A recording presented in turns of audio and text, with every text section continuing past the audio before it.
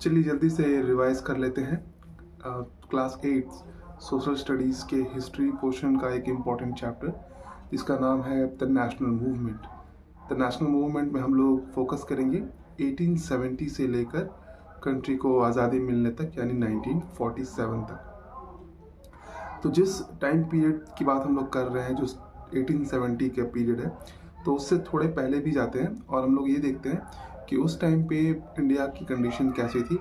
उस टाइम पे भी इंडिया में ब्रिटिशर्स का रूल चल रहा था और इंडियंस जो थे धीरे धीरे अवेयर होने लग गए थे कि जो ब्रिटिशर्स हमारे कंट्री में आकर रह रहे हैं, ये ब्रिटिशर्स जो हैं वो सिर्फ इंटरेस्टेड हैं यहाँ के रिसोर्सेज को लूटने में। यहाँ के रिसोर्सेज लूट कर वो अपनी कंट्री को बेनिफिट्स देने में ही इंटरेस्टेड थे। इंडिया के लिए वो कुछ करने में इंटरेस्टेड बिल्कुल भी नहीं थे। तो जब इंडियंस को ये बात रियलाइज होने लगी तो इंडियंस ने उसके लिए क्या किया।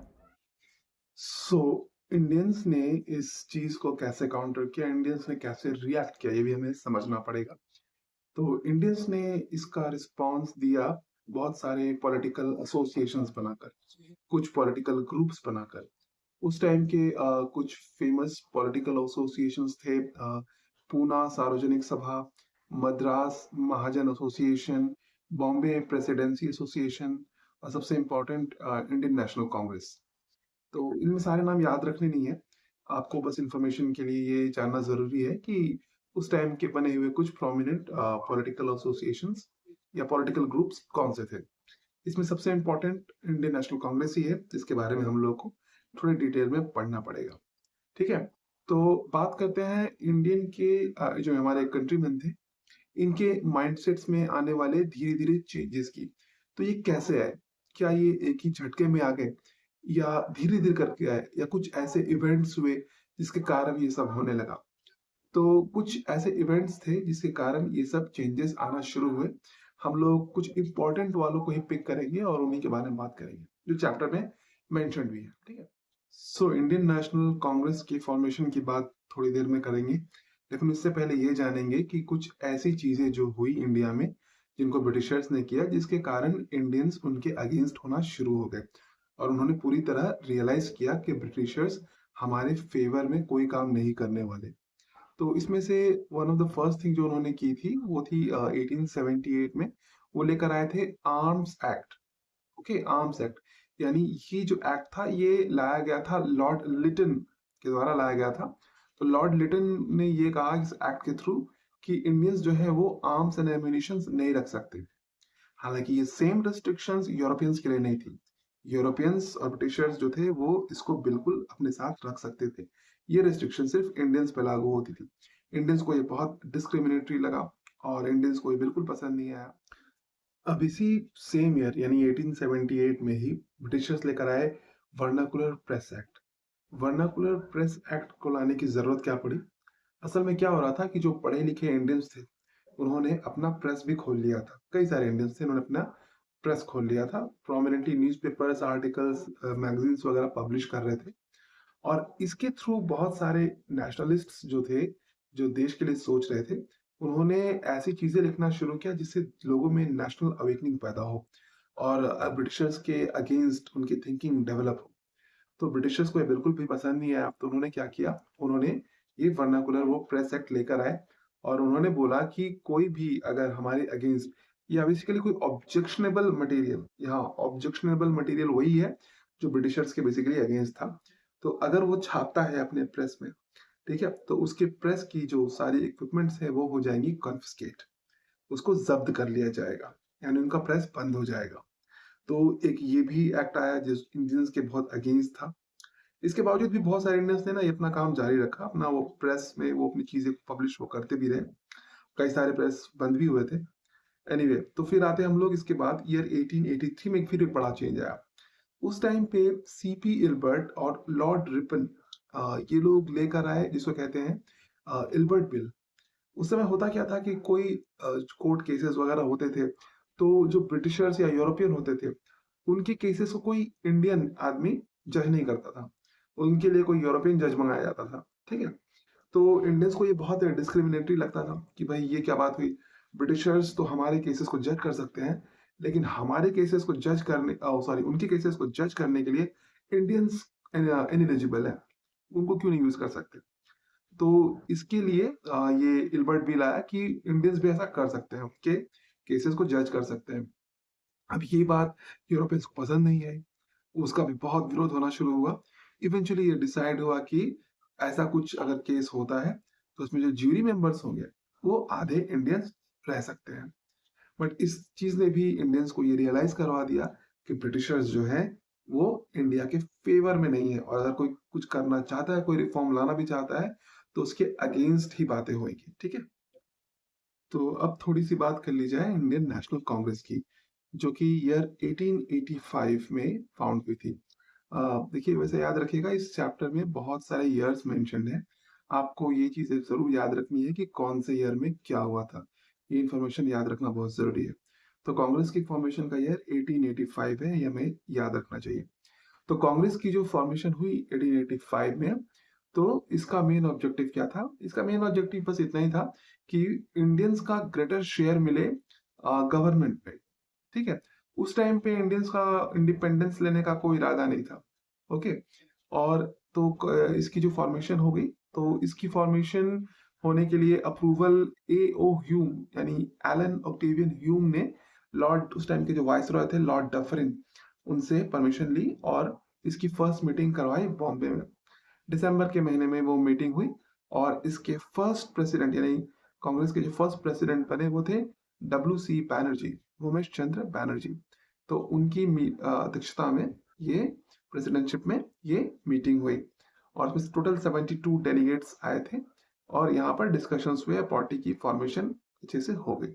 तो ये इसका फॉर्मेशन हम लोगों को थोड़ी सी इंफॉर्मेशन याद रखनी है। अब उस टाइम पे जो कांग्रेस के मेन जो नेता थे, पढ़े लिखे सब नेता थे, वो उस समय कहलाए मॉडरेट्स। मॉडरेट्स क्यों कहलाए? बिकॉज उस टाइम पे उनका मेन ऑब्जेक्टिव क्या था, हमें याद रखना चाहिए। मेन ऑब्जेक्टिव उनका इंडिपेंडेंस लेना अभी नहीं था। उनका मेन ऑब्जेक्टिव था ब्रिटिशर्स हमारी प्रॉब्लम्स जो हो रही हैं, हमारी एडमिनिस्ट्रेटिव सिविक प्रॉब्लम्स जो हो रही हैं, उनको सॉल्व करे। इंडियंस का पार्टिसिपेशन जो है गवर्नमेंट में वो ज्यादा से ज्यादा करके हो। तो उनका मेन ऑब्जेक्टिव पहले इतना ही था। वो ज्यादा इंडिपेंडेंस वगैरह की बातें भी नहीं कर रहे थे। ठीक है, तो उन्होंने जो दबाव बनाने शुरू किए, उन्होंने जो तरीका अपनाया, वो कैसा था? उनका जो तरीका अपनाया गया वो हम लोग 3 पीस की तरह देखते हैं। पी। वो क्या है? 3 पी। पहला प्रेयर, दूसरा पटिशन, और तीसरा पी क्या होता है?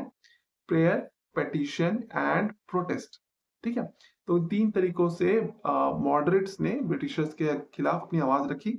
हमें याद रखना है कि कोई भी वायोलेंट इस तरह का मूवमेंट अभी वो नहीं कर रहे थे। वो बेसिकली वो स्पीचेस लिखते थे, आर्टिकल्स लिखते थे, लेटर्स लिखते थे गवर्नमेंट को, जो बात लगती थी उनको कि वो चेंजेस इम्प्लीमेंट होने चाहिए। ठीक है, तो इतना हमें इसके बारे में इतना याद। तो एक चीज हम लोग को याद रखनी चाहिए कि वो कौन कौन से प्रोमिनेंट लीडर्स थे जो मॉडरेट्स कहलाए। इसमें सबसे प्रोमिनेंट का नाम तो बिल्कुल याद रखना है, वो है दादा भाई नौरोजी। ठीक है, तो उस टाइम पे इंडियंस ऐसे मॉडरेट्स जो लीडर्स थे, उनके प्रभाव के कारण ईयर 1892 में आया इंडियन काउंसिल्स एक्ट। बाद में भी इंडियन काउंसिल्स एक्ट आएंगे और उनको इनके ईयर भी याद रखने पड़ेंगे। और इसमें क्या किया गया, इसमें इंडियंस का नंबर जो है वो प्रोविंशियल काउंसिल और लेजिस्लेटिव काउंसिल में वो थोड़ा बढ़ा दिया गया। हालांकि इंडियंस के लिए सेटिस्फैक्टरी नहीं था, क्योंकि नंबर अभी भी कम थे, याद रखना है हमें।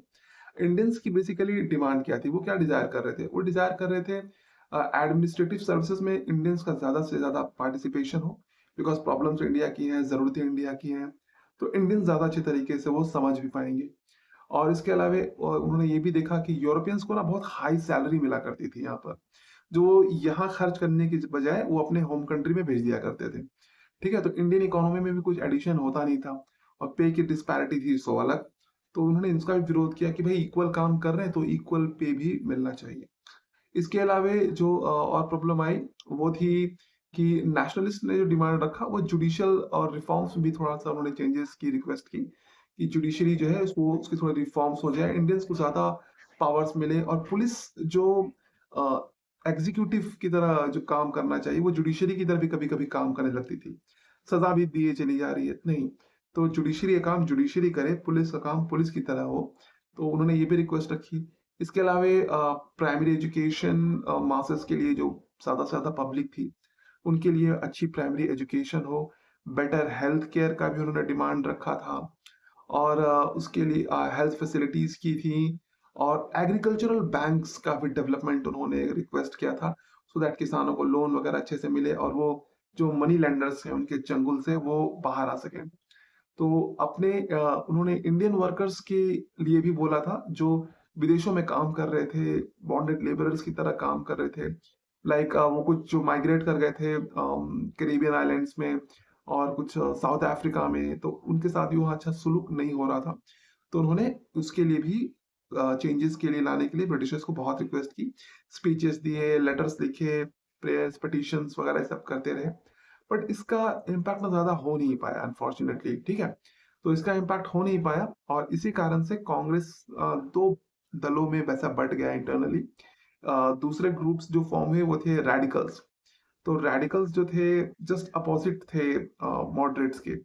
मॉडरेट्स के जैसा वो लग रहा था कि प्रेयर्स और पिटिशन और रिक्वेस्ट करने से काम बन जाएगा। रैडिकल्स को ऐसा बिल्कुल नहीं लगता था। रैडिकल्स को लगता था कि रैडिकल चेंज लाना है तो रैडिकल एक्टिविटीज भी करनी पड़ेगी। ये अंग्रेज सिर्फ रिक्वेस्ट की भाषा नहीं समझते। तो इसके लिए उन्होंने क्या किया? तो इसके लिए उन्होंने अपने फॉर्मेट को बदला। उन्होंने कहा प्रोटेस्ट को थोड़ा अग्रेसिव बनाना पड़ेगा, गवर्नमेंट को थोड़ा फोर्स देना पड़ेगा, तभी इनकी बात समझ में आएगी। रेडिकल्स की सबसे इंपॉर्टेंट चीज जो हम लोग को याद रखनी है, उनके 3 प्रोमिनेंट लीडर्स जो थे लाल, बाल और पाल, यानी लाला लाजपत राय, विपिन चंद्र पाल और बाल गंगाधर तिलक, ठीक है? तो ये तीनों लीडर्स के नाम हम लोग को याद रखने हैं और इनके तरीके याद रखने हैं, जिस तरीके की हेल्प से इन्होंने अपनी बातों को सामने रखा। तो ये थी बात कुल इंडियन नेशनल कांग्रेस की। इसके बाद हम लोग अगले वीडियो में पार्टीशन ऑफ बंगाल और गांधी जी का राइवल इन इंडिया पढ़ेंगे, ठीक है? चलिए, थैंक यू।